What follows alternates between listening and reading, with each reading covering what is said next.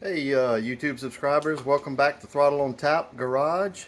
Today we are working on a 71 Chevelle where the client wanted to put a four-wheel disc brake setup on his car. So we got a set of Right Stuff brakes and we'll get them installed. So let's take you to the action. This is what we are working with today. Chevelle. Got all the factory equipped stuff. Sitting on some torque thrust. We've got pretty nasty groove in that brake rotor that you see there. And on the rears, it is a drum setup. So we're going to remove that. We've got all new parts here. New pads. Nice new Willwood brake rotors. Calipers. We've got new rotors in the box, new hardware, new brackets, the whole stuff. This is all coming from the Right Stuff. Fronts, we have, again, Willwood.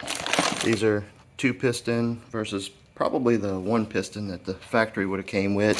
We've got some spindles, rotors, the master cylinder and the booster, as well as all new brake lines front to back.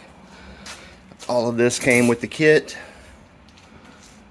so looks like a very nice kit. We'll check out these instructions here. They've got from the Right Stuff brakes, talks about all of how to install it. So there we are. Let's have at it. Alright, so first thing I did was kind of just loosely assemble everything. Just making sure that it's going to fit the client's wheels here. One thing we'll have to be careful of is these weights. I know the passenger side has a little more weight to it, so we'll just need to make sure that that clears. But it looks like it fits. Looks like a 15-inch wheel. So good job there. Alright, so step one was getting all the old stuff out of the way. Basically just removing the spindle. I put a jack underneath, loosened up these 2 bolts here with the castle nuts, banged on this area here and here to release it. But again, having that jack underneath is key to this. Also remove the steering tie rod to get the bracket off of there, because that will go on the new setup here. It's going to bolt in this location on the new setup. So step one, just get this old stuff out the way, which if you look here, it kind of needed to come out the way. That was a pretty nasty groove, and these kind of show as well. They were very tough to get off with that groove in there. Alright, so we got everything bolted in. Got the steering knuckle put on. Got the bracket. Got everything tightened back down. Rotor. The calipers in place. Still got the old caliper hanging. We're going to remove all of this old stuff and put all new brake lines. These Willwoods sure look nice. Alright, so here is the rear end brake components. We've kind of started putting some of this stuff together already, so I'll show you a few of the brackets. Like, this is the bracket here to hold your caliper. Calipers are in the box, rotor, dust shield. So what we had to do, I'll show you here. We had to unbolt the cover. This here, that's a I guess it's for the C-clips. It's to hold the axles in place. I don't know the technical name for that deal, but anyway, you undo this bolt right there on the side. I put a magnet on it and just pulled that out. You rotate your rear end.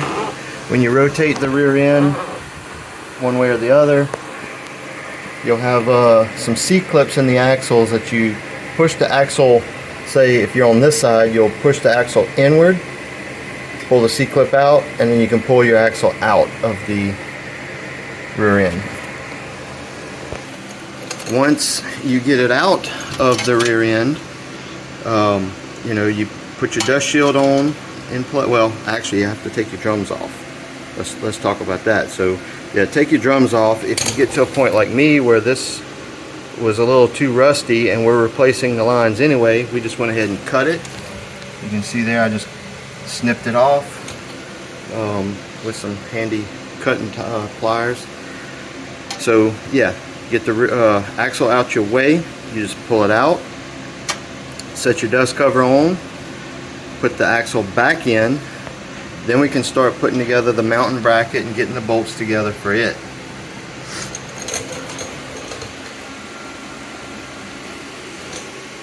This thing's going to look good. Alright, so we have the rear brakes mounted. One thing to note is these particular rotors, the inner diameter here was not enough for the hub. There's a shoulder on the back side here, so you can't see it here. I might be able to show it to you from the other side.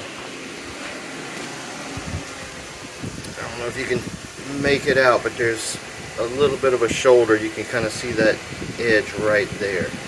Anywho, that needed to be grinded down so that this hub would sit flush with the hub. The rotor would sit flush on the hub itself. Otherwise, it was kind of giving a little rockiness to it. So I had to do that.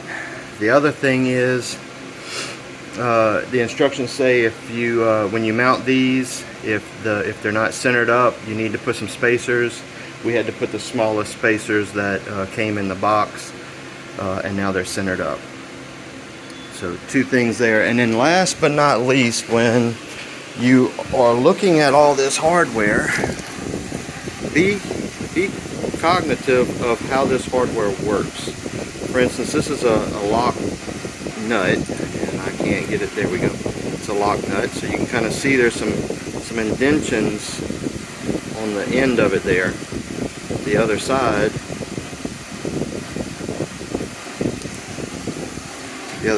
is smooth. So smooth indentions. Those indentions are for a locking mechanism. So when you put this on, you want your indentions facing out. You get your nut started, and then this will lock down once you get it all torqued down to what you need. So just a little tip there. And maybe one more tip for those who are installing disc brakes that are drilled, slotted, you name it. The slots are supposed to point into the rotation. They're not supposed to be backwards like this. So anytime you install them, check for that. It's just good measure to make sure they're done the right way. Alright, so that does it for the Chevelle. If you like this video, like if it was helpful to you, please give me a like, comment, and subscribe maybe. I appreciate everything, you know, YouTube has to offer. So y'all have a good one. I guess I will note we will have some more videos coming out here shortly. I have my truck Charlie here, which will be getting an upgrade. We've got a 6.0 that'll replace the 5.3.